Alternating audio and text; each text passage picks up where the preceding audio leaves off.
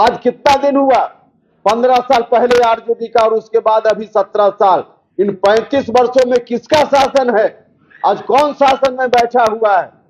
जगदेव बाबू ने या उस समय के लोगों ने जो छीनकर सत्ता वहां से लाई, सत्ता कहां सिमट कर रह गई, सत्ता कहां लिपट कर रह गई है? भाई और मित्रों, आज इसको समझने की जरूरत है, इसको समझने की जरूरत है।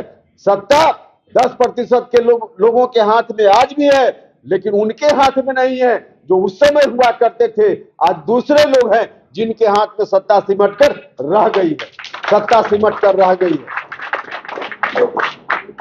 तो लोग कहते हैं, बापू सभागार में जोर जोर से कहा गया, जोर जोर से कहा गया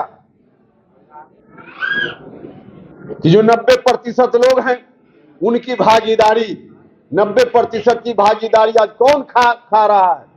35 वर्षों में किसके हाथ में वह भागीदारी चली गई? 35 वर्षों में जिसके हाथ में चली गई, बिहार के लोग देख रहे हैं, देश के लोग देख रहे हैं। जगदेव बाबू जैसे लोगों ने जद्दोजहद करके, संघर्ष करके जो सत्ता वहां से छीन कर लाने का काम किया था, उनकी कल्पना थी कि सत्ता वहां से लाएंगे तो सत्ता नीचे तक, गरीब लोगों तक, समाज के अंतिम व्यक्ति तक पहुंचने का काम करेंगे। लेकिन आज कहां चला गया? लोग जोर जोर से कहते हैं, जोर जोर से कहते हैं। भाई और मित्रों, मैं पूछना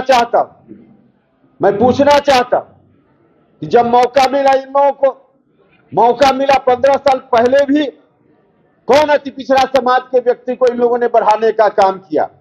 किस अति पिछड़ा दलित समाज के व्यक्ति को इन्होंने सत्ता में मजबूत हिस्सेदारी देने का काम किया?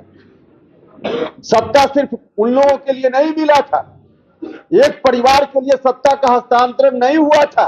सत्ता का हस्तांतरण इसलिए हुआ था कि गांव में बैठा हुआ गरीब आदमी भी सत्ता को महसूस करने का काम करे। लेकिन एक परिवार तक सत्ता को सिमटाने का काम हुआ उन दिनों।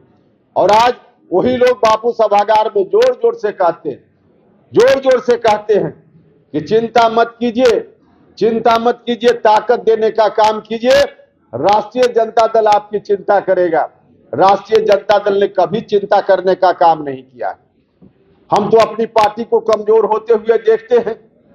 भाई और मित्रों, वह जो व्यवस्था थी, जिस व्यवस्था में एक परिवार तक सत्ता सिमट गई, उसी व्यवस्था के खिलाफ हमारी पार्टी का जन्म हुआ।